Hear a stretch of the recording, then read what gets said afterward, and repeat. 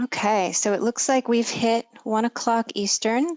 So hello everyone, and thank you for joining International Medical Corps and the Florida Association of Community Health Centers for our webinar today on risk communication and coordinating with response partners. This is the first of a two-part series with the second webinar to focus on medical surge next Thursday. We know that you're all incredibly busy with your organizations, and we appreciate the time that you're spending with us. My name is Ryan Bresnahan. I am the Training and Operations Officer with the Emergency Response Unit for International Medical Corps. Before we get started, I'd just like to address some administrative considerations. We ask that participants remain on mute throughout the webinar. We will have a question and answer segment following both speakers' presentations. Please feel free to ask your questions in the chat throughout. And also a link to the evaluation will be made available in the chat. It is very brief, so please complete at the conclusion of the webinar. That helps us with programming and we greatly appreciate it. So now I'd like to introduce our speakers for today's session. We are going to have two experts with us today to look at risk communication and partner coordination related to community health centers, Dr. Richard Salkowe and Gianna Van Winkle. Dr. Richard Salkowe's background includes a PhD in medical geography from the University of South Florida with a research emphasis in disaster epidemiology and healthcare emergency management. Additionally, he is a board-certified physician and a certified healthcare emergency professional. He provides subject matter expertise and instructional support at LSU, at TEACS, and at the FEMA Center for Domestic Preparedness in training related to mass casualty events, community health, COVID-19, and emerging and resurging infectious diseases. Dr. Salkowe presently serves as a surge emergency management subject matter expert for the FEMA COVID-19 After Action Review Continuous Improvement Program.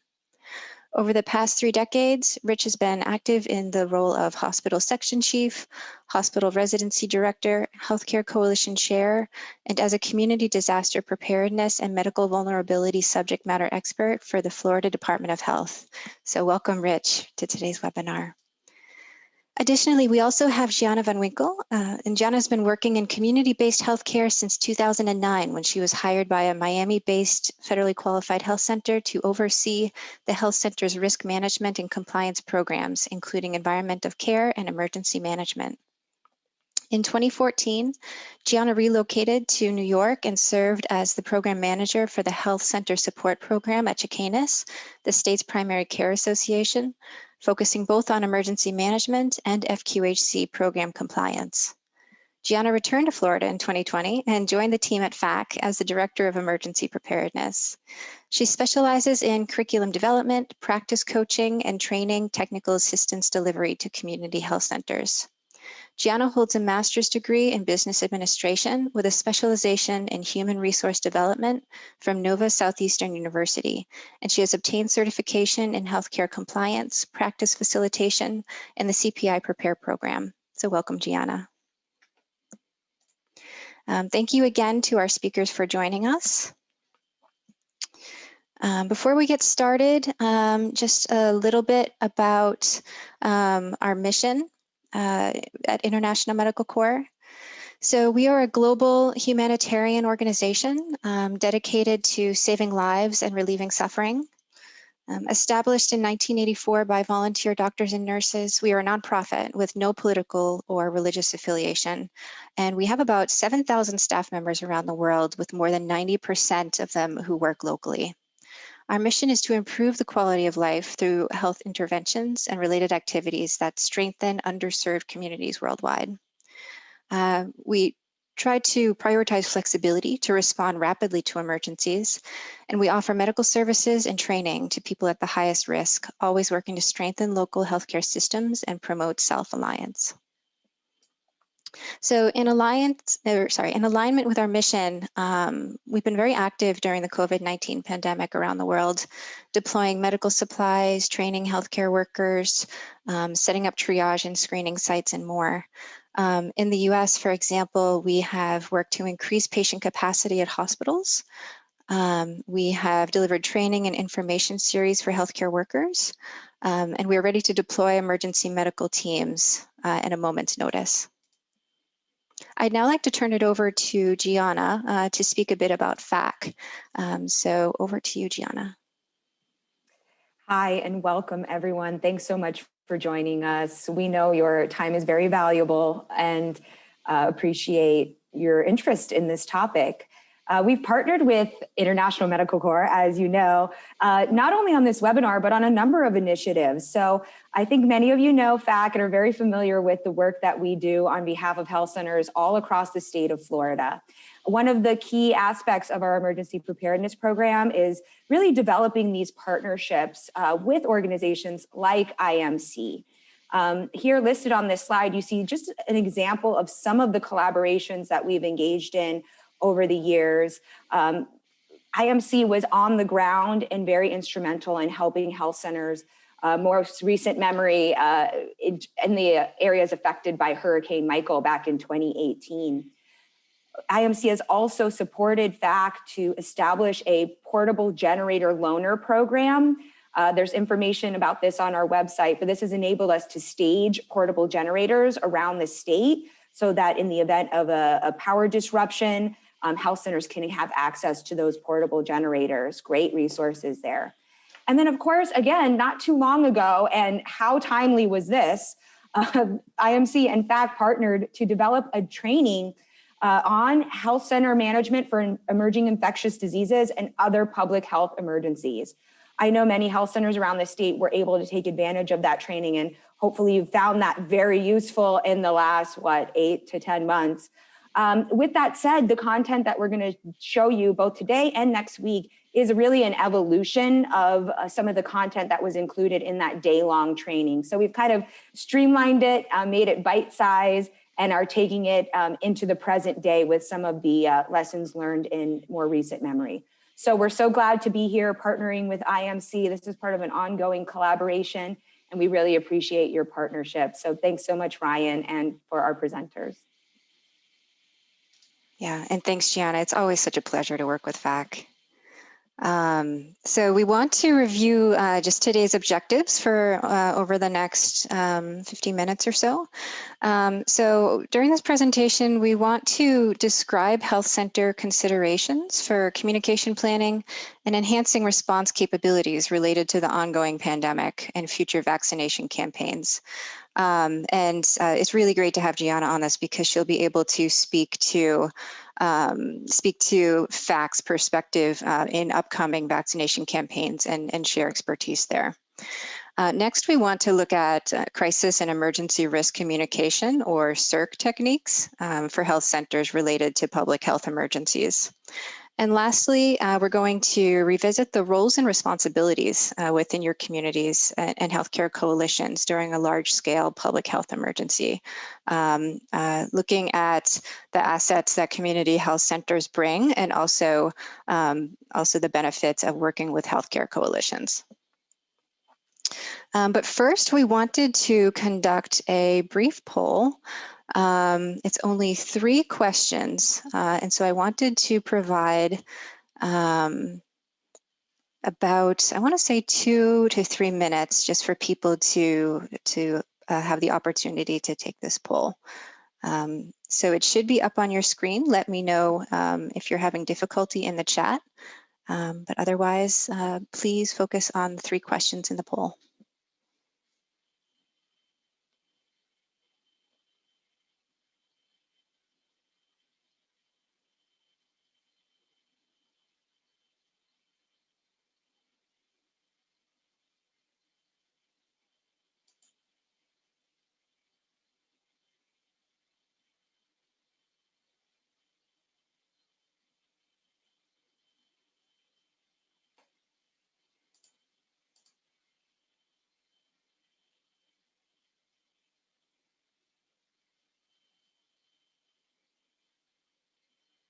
For those of you just joining us, we currently have a poll up.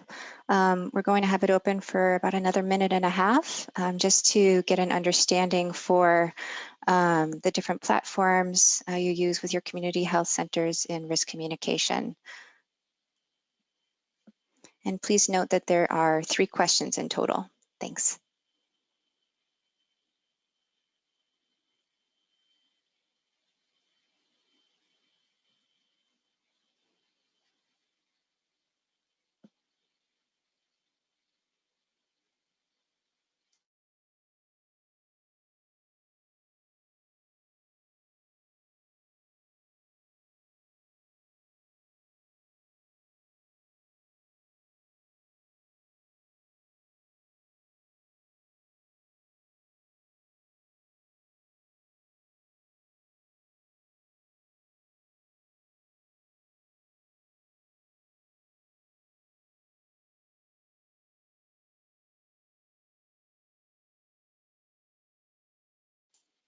Okay, we're getting some good responses. We're going to give people probably another 30 seconds just to wrap up and their last remaining questions. And remember that there are 3 questions for this poll. Thanks.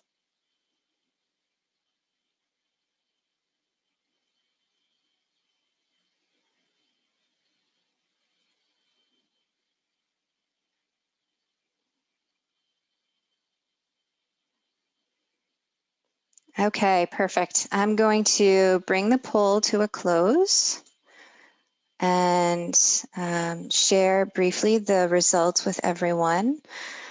So here we can see which of the following platforms does your health center use for risk communication. By far, email seems to be the largest with 8 out of 9 people who replied using email, followed closely by phone, text, and signage, with social media being utilized, but to a lesser extent.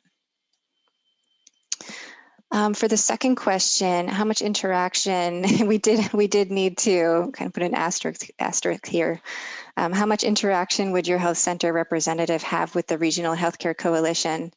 With almost half of you having like a significant interaction with the Regional Healthcare Coalition, which is fantastic to see, with about even distribution with some or a little.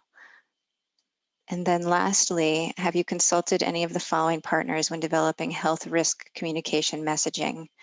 So local and state public health departments, other community health centers, which is fantastic to see that supports between community health centers in developing messaging, and also the emergency management agencies, with FACHC coming in at a close fourth.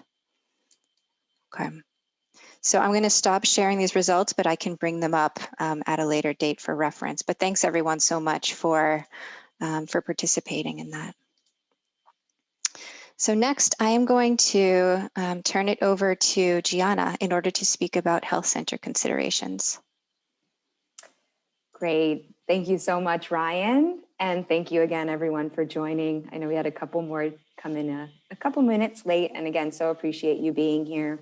As many of you know, I am somewhat new to the team at FACHC, and I've come in at a time when communication is so vital. We know that as health centers, as mission-driven organizations, how we communicate says a lot about who we are as organizations, the communities we represent, and it's a complex thing to take on.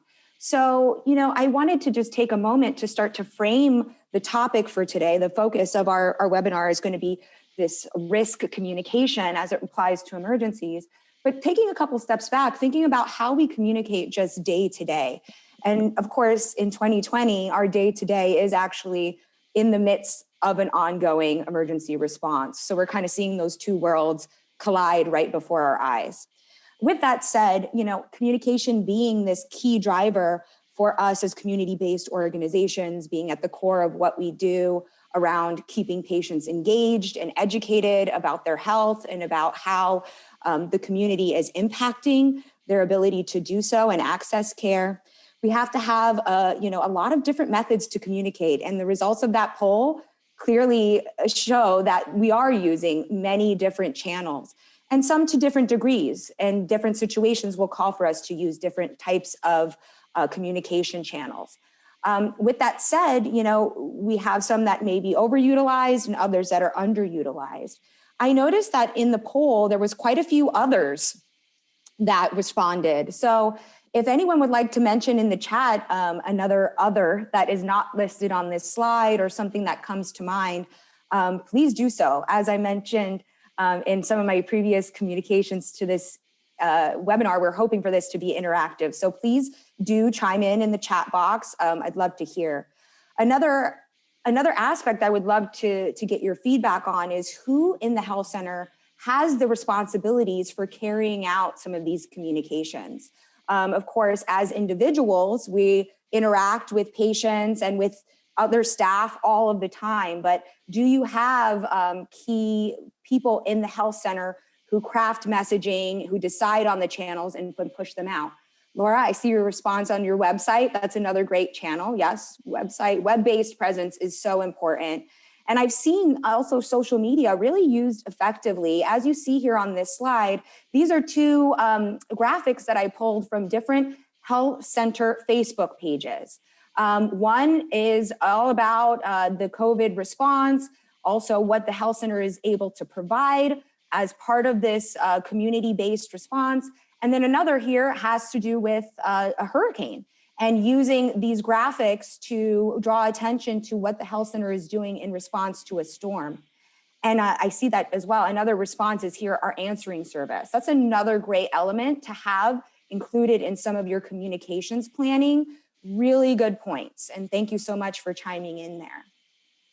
I am controlling the screen. Yes, let's see if I can advance. All right, great. Oop, went too far. All right. I did want to, on that same note, as we talk about communications planning, we have a lot of really just natural, organic motivation to get really good at communications, right? As I said, because it's just part of what we do in our mission. But we also have requirements as health centers around communications planning, specifically as it relates to emergency preparedness. I think most of you on the webinar today are familiar with the CMS emergency preparedness rule. This came into effect back in 2016, but was just updated in 2019. And in a very rare occurrence, they actually lessened the burden, meaning that instead of every year reviewing and updating your communications plan, you must do it every 2 years. Now, that's not to say that you shouldn't be looking at it more regularly and making updates. As you can see, when you go through a year like the year we've had, there are going to be opportunities to revise and change based on some of the lessons learned and the changes in the audiences and the types of messaging that we've had to develop in the past several months. With that said, I did want to make everyone aware that we do have a communications plan template that is specifically for health centers that it's been made available. And I will share that with you in response as our follow-up email goes out after this. And of course, in response to any requests for resources around the emergency preparedness rule or communications, I encourage you to reach out to me and we'll get you what you need. With that said, I mean, I wanted to bring this really into the present day to kind of talk about communication during COVID response, right? And it has been challenging. I know it's been challenging not only at an organizational and professional level, but on a personal level, because a lot of the ways we communicate may not be available to us in this more socially distanced world, right?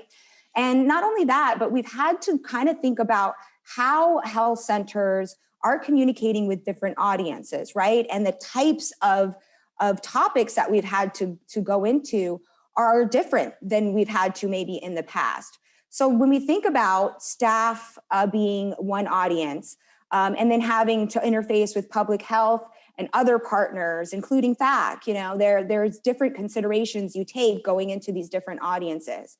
And of course, this also applies to other community stakeholders. We have payers and funders who we've needed to communicate with, not only around what the emergency is giving us in terms of news and updates, but how we as an organization are shifting our operations to respond, our priorities. So there's been new testing services launched, changes in operations, the adoption of telehealth has brought a whole slew of new considerations around communicating.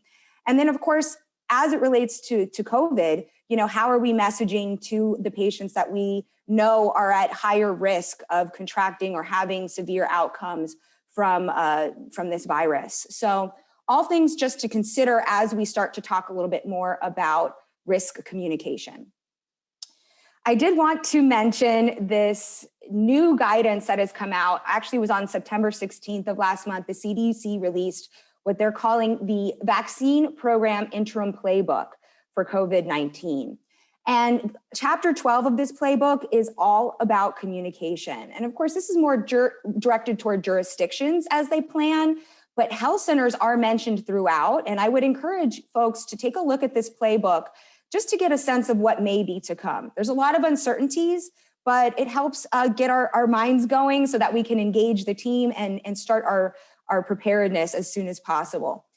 Here they talk about health centers, specifically safety net providers, as trusted sources. And again, this speaks to our mission, the role of health centers in the community being culturally competent providers of care. And here it's very clear that jurisdictions, meaning our public health partners, are going to be looking to us as trusted sources to communicate messages around COVID and the vaccine that's forthcoming. As we know, this year has brought us a lot of information. Not all of it has been good. So how do we make sure that our messaging is on point and in coordination with other partners? That's why we came here today to talk about that. And so lastly, I wanted to just show you the definition as it's laid out in the vaccine playbook.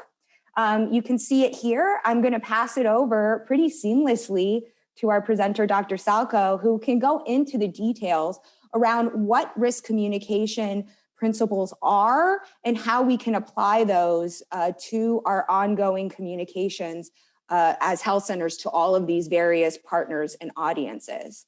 So I'll pass the screen controls over and I'll pass it to you, Rich.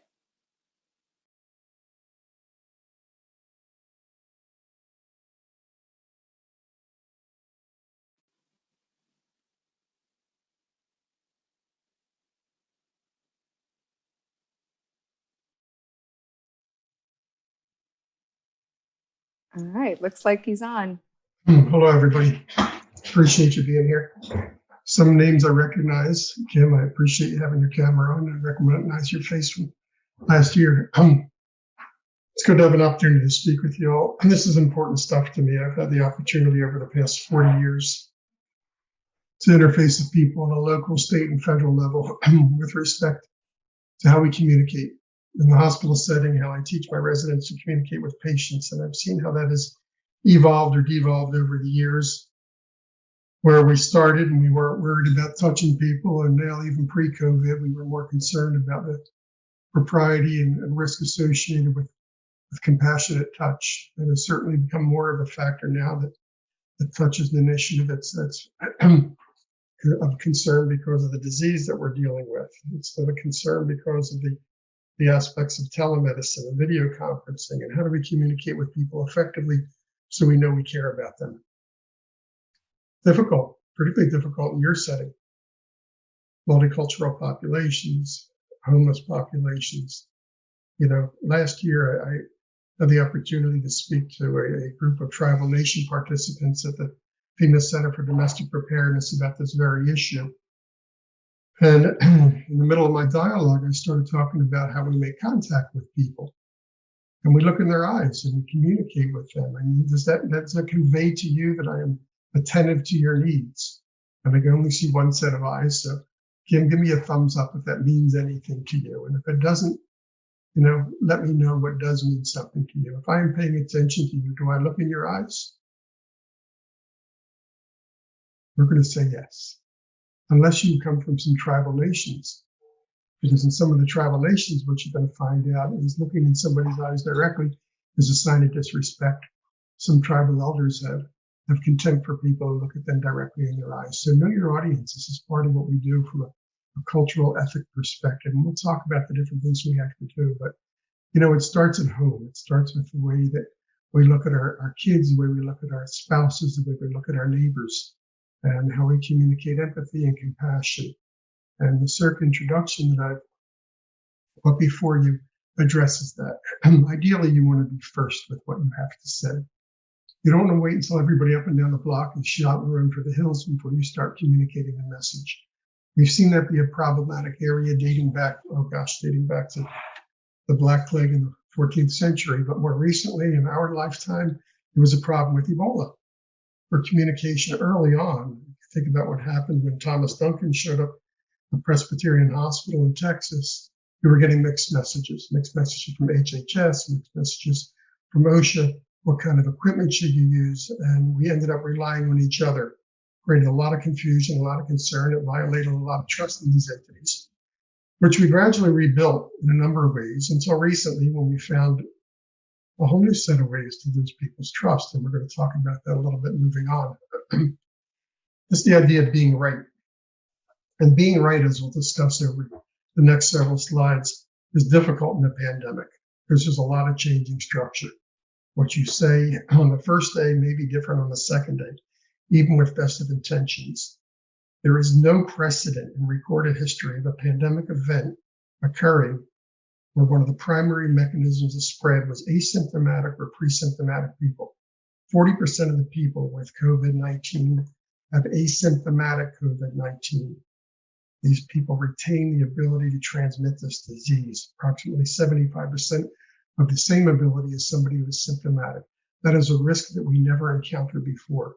Pre-symptomatic transmission up to 5 days prior to the onset of symptoms. This is also occurring in a significant number of people and may retain the ability to transmit the disease. So that becomes problematic. It becomes problematic from a contact perspective because if I'm asymptomatic, but I tested positive because I happened to be in an environment where people were being tested either randomly or deliberately, how do I convince the people I've come into contact with over the past 2 weeks that they may in fact have this disease now? Because they're asymptomatic. Very difficult, particularly with the younger population where the risk of severe outcomes as a result of COVID are not as great as they are with an elderly population. But once again, talking about your population, talking about the population in Florida at large, we do have an elderly population, a disproportionately elderly population. In addition, we have a lot of multi-generational families based on cultural preferences, again, based on income preferences. So even if you're young and you don't get this disease, you may transmit it to somebody. So when you talk about being credible, you need to have knowledge of what you're dealing with. Be familiar with the disease process. You don't need to tell me about ACE receptors and how they have to interface with the risk of acquiring COVID-19. But you need to know enough about what the incidence is, what the risks are, what the populations that are at risk. So if somebody is 19 years old and comes up to you and says, that ain't me, I ain't need to worry about that, you can relate it to their family, relate to their community. You can be credible in that matter. And that expresses empathy. If all of a sudden you relate something to any group of people and you do so in a manner that makes them cognizant of how they affect others, I still am inherently confident that as a species, we are capable of empathy, that we are concerned about what happens to others. So putting on a mask is not just a matter of keeping you from getting the disease. As we know, that's not the primary purpose. The primary purpose is that the asymptomatic people have the risk of transmission. You're keeping somebody else from getting it. So when you disregard the use of a mask, you care about the fellow across the street, you care about your family members. Those are the kind of things, if we approach people in that regard, maybe we make a different action, a different course of response. And now we get to promoting action. So we have to engender a community-based spirit. I mean, it's ultimately what it's all about. Craig Fugate, when he was running FEMA, used to talk about whole community approaches. And that's what it is. If you can make people sensitive to what's happening next door, across the street, with the people they care about, with the people they smile at, if we start relating that to the number of people in this population who have symptomatic disease, maybe we're promoting people to be more active, more attentive to what Governor DeSantis is promoting in the picture that you're seeing next to it, the writing that I'm reviewing with you right now. This is the one goal: protect the vulnerable. And again, that is the elderly. It's also the people who are suffering from morbid obesity, chronic obstructive pulmonary disease, diabetes, immunosuppressive disorders, heart conditions. There is a disproportionate burden on that population. If you can talk to people with that respect, In that regard, you have a little different response. Wash your hands. I mean, we've been telling people to wash their hands for a long time for a lot of reasons. Now we have the best reason of all. And I hear people say, well, I'm not going to kill those germs washing my hands. A bar of soap's not going to kill them. You're telling me I need 60 to 70% alcohol to kill that stuff. Be credible. Understand that it's the mechanical action of washing your hands that is most effective, just as it is in C. diff. For those of you folks who are clinical and are concerned about why we wash hands so often when we're close contact with people. Distancing, again, it is very difficult, particularly in younger populations. But this idea of being 6 feet away from people, as we recently found out with the super spreader event that unfortunately occurred at the White House, you don't have to be indoors. This can occur outdoors. Close contact, the CDC recommendation, if you want to be credible, has to do with 15 minutes or more of close contact, less than 6 feet contact, less than 6 feet of distance between somebody who has COVID and tests positive and the person they're in contact with. Well, nobody has a laser ruler that they're measuring 6 feet with, but we can be sensitive to that. It's 2 outstretched arms. And by the way, just so you know, it has to do with your pets also. Your dogs are not supposed to be within 6 feet of somebody. I know there's a very low incidence of spread, but this is a CDC guideline based on some valid information. And Gianna or I are more than available to review this with you, provide support to anything that I say, and ultimately wear a mask. We battled this early on because we were overwhelmed. We had people working in intensive care units and infectious disease areas who were using cloth masks. So we were preserving as many masks as we possibly could. And I work for the federal government right now on the FEMA After Action Review Project. So if anybody has any questions, I'll be happy to go into detail with you within the limits of what my public trust clearance allows me to do and tell you why we were short of these things. But now we have the capacity and a better understanding, particularly with this understanding of the asymptomatic spread, of the importance of keeping these masks on, particularly when you're in an environment where you're going to be within 6 feet of people. So show respect. Don't be dismissive of people. Don't be accusatory. Don't be demeaning. Don't be belittling. If you show people respect and approach them in a way that they can understand, you will make a bigger difference.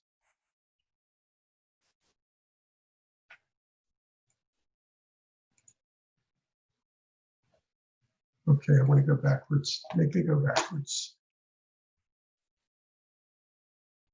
All right, let's talk about common communication failures. This is what happened with Ebola. We're going back 2014, 2015. A lot of people saying a lot of things. Well, lo and behold, here we are today. Because we can name the folks, whether it's Scott Atlas from the White House, or Michael Osterholm with CIDRAP, or Anthony Fauci, or Dr. Birx. The consistency of messaging is pretty good if you're talking about most folks. But unfortunately, we have some individuals who are providing contrasting perspectives, whether it's with respect to herd immunity, with respect to the purpose of wearing masks, with respect to the idea of social distancing. This creates problems. We don't know who to trust. It's frustrating for people in my world who work at the CDC, who work in other areas of HHS. It's frustrating when you have to find a way to communicate a message given this different type of input. What's valid and what isn't? How do we find that appropriate middle ground where we can be of use? Late information is difficult information to absorb. Most people do not panic in crisis. I mean, that's been well studied for over a century now. But the fact of the matter is, the longer you wait to give people viable information that they can act upon, the more risk you have of detrimental actions, individual actions, and group actions. This is a stressful time. If you talk to somebody and they tell you they're not worried, I can tell you they're not awake, because we are all confronted with a different way of living. Let's try to be appropriate. Don't preach to people. Like I said, don't talk down to people. It is problematic. If you sense you are, there's nothing wrong with apologizing and finding that approach that is more acceptable. I think most people who know that you can be humble are receptive to your input. Rumors and myths, again, they are prevalent right now. So finding the right tools and the right information to communicate requires some work. It's why Gianna's going to be of such benefit to you by giving you appropriate information. I liked what I heard about a website. What a great tool nowadays. I like the use of appropriate social media, but problematic social media is all around us. I can find 10 different opinions about whether or not I should use a mask and what kind of mask. So ideally, you have people who are community representatives who've sifted through this, they can provide adequate explanation and try to make sense out of this thing. You know, back in 1998, I'm going to fall back real quick to something Gianna was talking about with vaccines. I don't know how many of you remember the Andrew Wakefield incident. But Andrew Wakefield was a physician in Britain who made a comment about measles, mumps, and rubella vaccination. Very limited study of 12 individuals came to the conclusion that it was associated with behavioral changes in autism. That was found to be inappropriate. It was found to be false. It was found to be flawed. And he lost his license, and the article was retracted. But 20 plus years later, we still have a significant problem with convincing people that vaccinations will not cause autism. There is no statistical causality associated with that. So, public power struggles and confusion. Once again, you look to your left and you look to your right. Whether you're at a voting poll booth or you're looking across the street at your neighbors, we are confused. We're getting too many different messages. I'm not in a position to discuss with you the efficacy of different types of messages. What I can tell you, though, as somebody with a PhD in spatial epidemiology, as somebody who's worked in government for 40 years as a physician, this is a disease to be reckoned with. There are good studies that will show you that it is 6.8 times as deadly as the seasonal influenza and twice as easy to transmit. Well, no, it isn't. You're making those numbers up. And let me show you 10 different sources that will convince you of that. And ideally, you make a difference in your community. Anybody have anything they want to add to this right now? Because I'm really curious of what you'll have to say.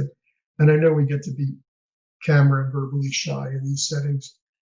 When I'm face-to-face with individuals, I can make enough eye contact with somebody once to talk. But if not, I'll move on. I'm okay with that. I feel a little bad, but I'm okay. All right, so let's talk about the START principle. It's another concept that we discuss a lot, but the idea of the START principle, as you see, is to be simple with your messaging. Ideally, you don't want to be too complex with individuals. As I said before, when you start talking about 6.8 times as deadly as the flu, that may not mean a lot to some people. If you can impress upon them that it's much more deadly, if it is significantly more harmful, that the fact of the matter is, whether you're looking at CDC numbers or Johns Hopkins numbers or CIDRAP numbers, there's any one of a number of agencies that will show you we're losing a lot more people from this disease. You know, on a bad flu year a couple of years ago, we lost 60,000. Right now, we're well over 200,000. But try to keep that message simple. And again, timeliness is essential when you're communicating with people. Every hour, every day you are late, people have more opportunity to listen to rumors, to form their own consensus, and to suffer from the anxiety-related disorders that are inherent in these kind of events. Which gets to one other thing when you're talking about risk communication. Whether you're looking in the eyes of your neighbors or your family, or you're resenting other actions, when you're at work and you're talking about folks, look for what's called presenteeism as well as absenteeism. Absenteeism is I'm not at work. Presenteeism is I am at work, but I am so distracted by this disease that I'm on the phone constantly. I'm looking out the window. I'm dazed. I can't do what I need to do. We put a lot of emphasis on that with the FEMA workforce. A lot of folks are working remotely now, which provides a whole different set of challenges. On the one hand, you know, for a lot of folks, it means I never have to get out of my pajamas. But for other people, it counters a lot of issues that range from childcare to cabin fever. So be relevant in your messaging. All right. You want to be accurate, but you want to make it relevant to the situation that people are in. I live at home. I got a 5-year-old who's going to school, coming back. But my mother, who is a hospice patient, is staying with us and she's upstairs. How can I make that work? How can we be relevant in communicating the risks and the manners of handling that type of home situation, a multi-generational situation with an elderly person who's very ill. Again, we're talking about credibility. We've discussed that, and consistency. On behalf of the mixed messaging you're receiving, I apologize, but there is a good body of consistent messaging from a lot of learned people, and the public health sector still has a purpose. If anything, a benefit comes out of this horrible event, it's that we'll be more attentive to the role that public health, the community health centers play in encountering the needs of the most socially vulnerable members of our community. And who helps us with all this? Well, all these folks help us with all of this. And we're going to get to coalitions a little bit. And we're going to think about it. We're going to think not just about law enforcement from the perspective of maintaining order amidst chaos, but as communicators, as people who are active, whether it's stopping you for a speeding ticket, or they put masks on when they do that, is what a great way to message if they are, or if they are doing other types of community service on a regular basis. All these folks, public health we just talked about, and the coalitions that many of you are active in, you're already aware of the fact that EMS, emergency medical services, emergency management, public health, and hospital representatives are key components of all the coalitions. But all these organizations interface with each other, and if we interface appropriately with them, then at FEMA, where I work right now, at CDC, where I have a relationship, USPHS, we find out that we're all interdependent on each other. These are horizontal and vertical relationships. They occur within localities, states, and federal organizations, and they intertwine with each other. We are ineffective at the Federal Emergency Management Agency if we're not able to get a good sense of whether or not providers at a local level have enough stuff. We have not been as good at that as we hope to be. We're estimating sometime early next year we'll finally have enough PPE for everybody. But a day doesn't go by where I find somebody who doesn't even know who to ask and where to get the stuff that they need to use to be safe or to reuse it effectively. We started early on in communicating hydrogen peroxide mister systems to reuse masks. Well, that doesn't work at a community health center. But if I taught you how to steam microwave a mask, and I could show you could do that in 3 minutes, then maybe I've served a purpose. And maybe I've engendered a little more trust that you have, because you can say, well, that works now. That's easy. We all got microwaves. So moving on.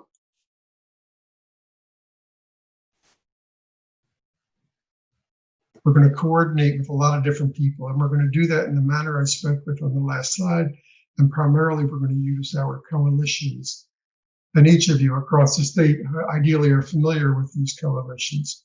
We have 7 formally structured coalitions that exist right now, but nationwide, there's over 450 coalitions, 467, I believe, the last time I looked at the numbers. And they serve a vital purpose in bringing people together in ways that we previously didn't consider or think about. I mean, who would have thought that having 10 people in the same room sharing the same interests might be beneficial? You would have thought we would have thought about that long ago. And we did with the Metropolitan Medical Response System. We did with all sorts of enclaves and conclaves. But this is a formal structure where people sit down and talk.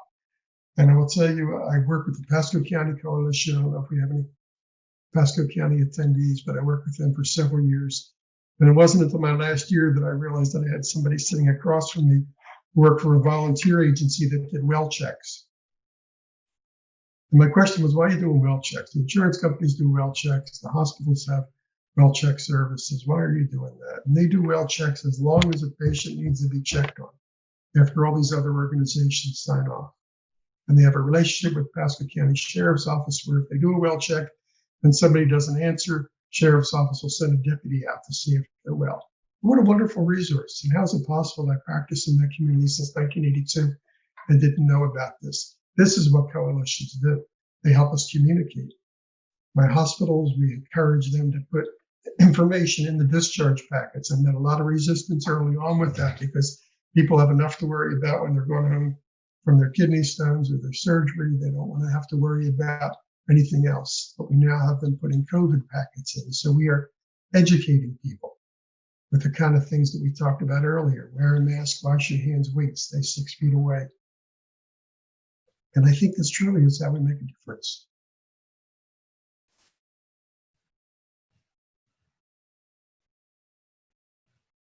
I'd like to tell you that these pauses are purposeful. I'm just trying to get my slides moving. So what do health centers do, right? How do we benefit from the self-centered concept? And unfortunately, historically, we had an approach that we benefit, I lost my slide here, we benefit from what we can offer others. And that has a purpose, and I want to talk about that briefly, but I want to talk about what healthcare coalitions offer to you. And I don't work with one right now. I am a good friend with Dan Johnson and Franklin Riddle here in the Tampa Bay Area Coalition. I work with them on the DMAT team for years, but I don't have a vested interest in it other than I truly believe in its purpose.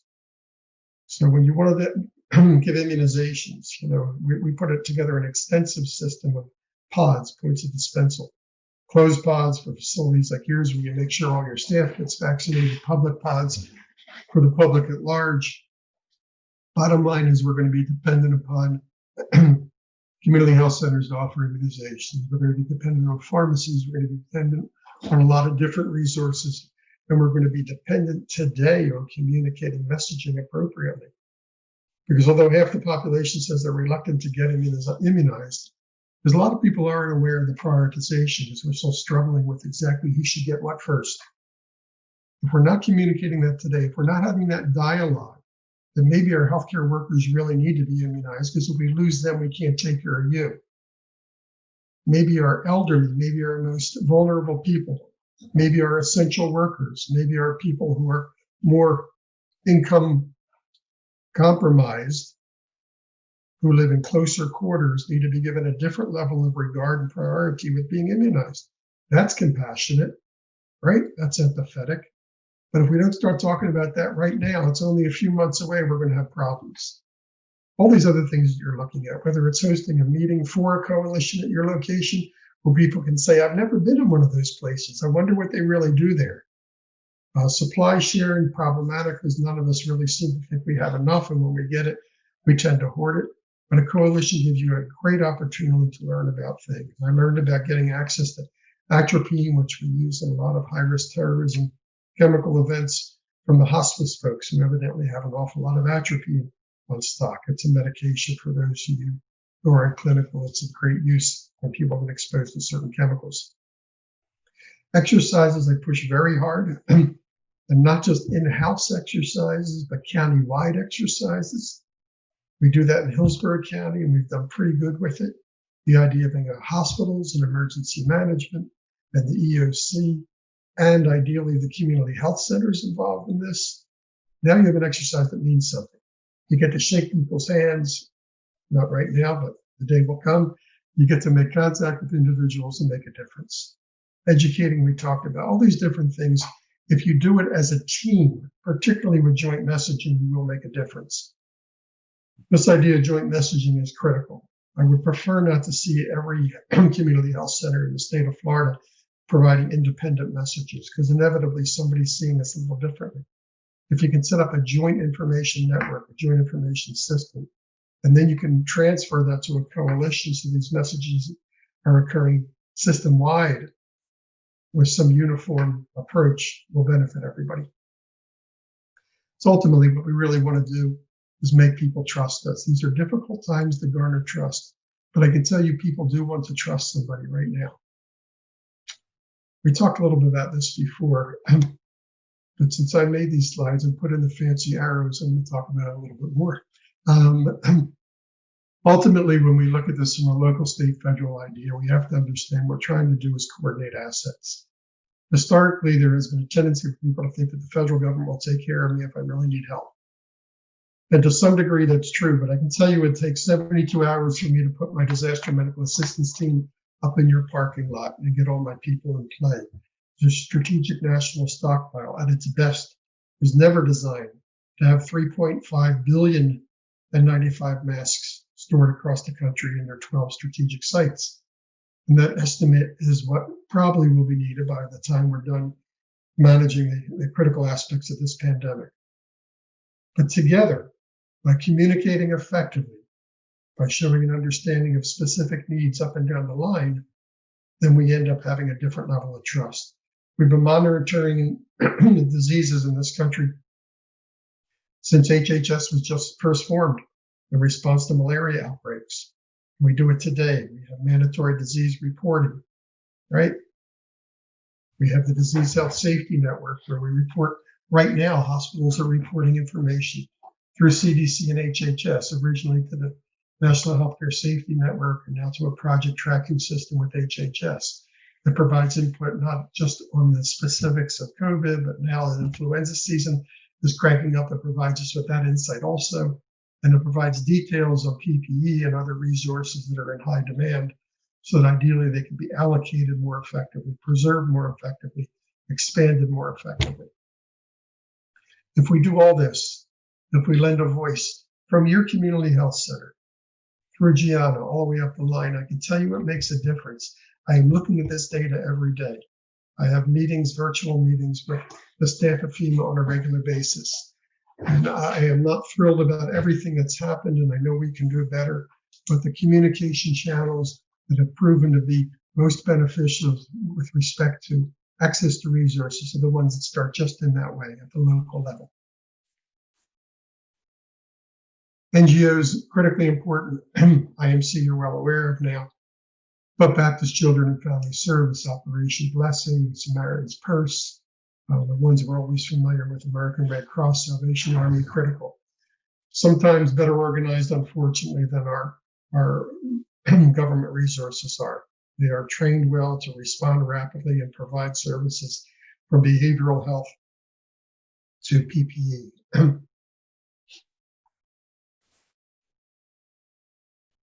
And finally, personal and family preparedness. And it always goes back to this, it really does. You know, do you have a kid at home? Do you have enough water? Do you have enough food? We're talking about a surge again, and we may be compromised with things as simple as toilet paper. Do we have enough so that we have a comfort level for us and the people we care about? If you do that, then you're already communicating a need more effectively to the people you're closest with, and that's where it starts. If we can do that and move it up the line and treat our neighbors as family, treat our patients as family. And the most extended of concepts, I understand they don't have the same place in their heart that your kids do. But if we look at people as our equals and realize they deserve a better understanding of what's happening, I'm going to tell you we make a difference. I'm committed to that. I'm 65 years old. I'm going to keep kicking it. So let's see what we can do. And with that, I will turn it back over to Ryan.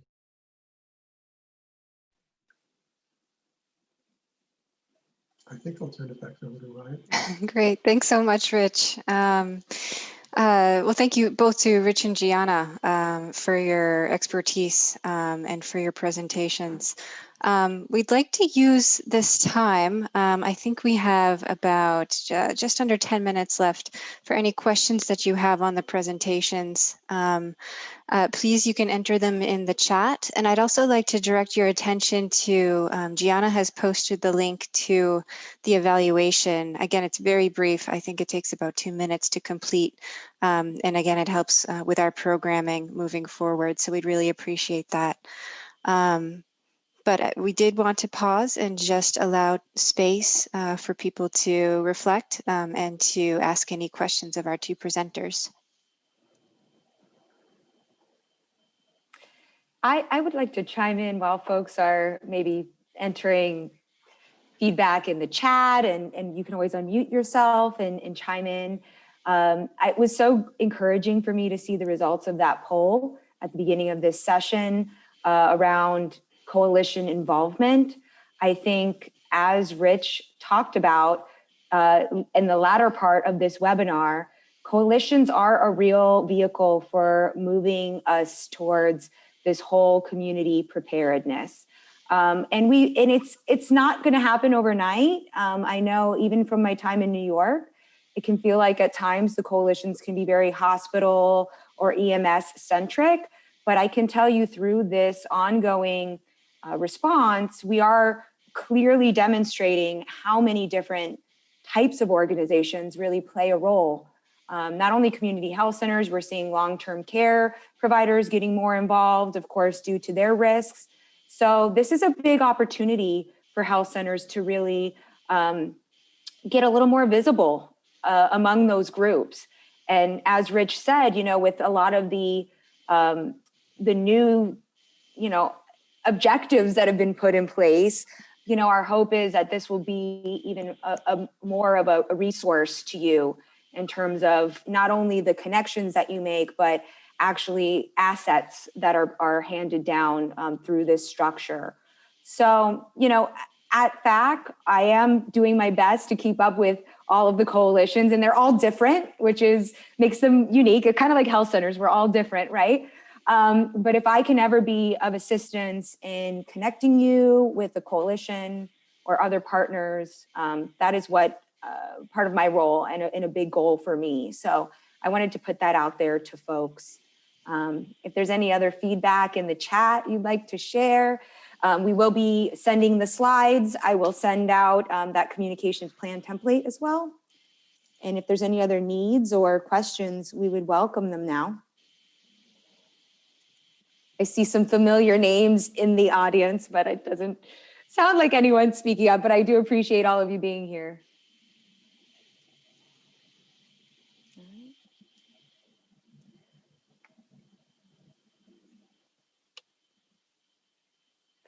And if you haven't, I'll say that I'll plug the evaluation one last time while we're here, because we have about 4 minutes till the end of the hour. And I know many of you are probably committed to something else by 2 o'clock. But if I could get just a minimum of a handful of evaluations, it would be really helpful. We should also plug, Ryan, that this time next week, we will be back on Zoom for the second part of this series. I'll hand it over to you for that. Yeah, so while people are still brainstorming, did you want to review the resources really quickly before I mention? Oh, and I forgot this slide was even there. So we put together just a very short list of resources that are kind of must-sees, I feel like, for health centers. Number one, not necessarily in order, but this PIO training is a number of really great resources. It might not be you as in the lead of the EM programming at your health center. It may be someone on your senior team. It may be someone in your communications or marketing department. But this PIO training is really, really valuable. It's a great set of resources. And risk communication is woven in there throughout. So it will really help bolster these efforts as it relates to emergency preparedness. And of course, CDC has a lot of resources around risk communication. That plan will go out to you. I'll send all of these links in the follow-up email. Ask for Tracy, great set of resources there, not just for communications or COVID, but a whole lot. And they have a whole section just for FQHCs, which is always nice to see. And of course, we have our emergency management knowledge base on the FACHC website. And me, myself, and I am looking to be a resource for you. I can say that with full honesty. I just hope that, when the time arises and you're in need, you think of us and you reach out, and we'll be there to coordinate and support you in whatever way we can. Great, thanks, Gianna. And as you mentioned, we'll make sure that all of these resources get into your hands following this. So not seeing any questions, just a bit more information. So we'd like to first extend a huge thank you to Dr. Salkowe and Gianna for taking the time to share your expertise with all of us. This recording is also going to be made available on the International Medical Corps website. We'll send this link along to all of you as well in the follow-up email. And please share with anyone who may be interested, who may not have been able to get away for this session. This concludes today's webinar. Again, please complete the evaluation found in the chat. And then just lastly, on behalf of International Medical Corps and FACHC, thanks again for joining us. We know your time is very valuable, and we hope to see all of you for the Medical Surge webinar, which is also going to touch upon the commingled COVID-19 and the flu season. So a really great presentation lined up for you next week as well. But thanks everyone, and have a great rest of your day.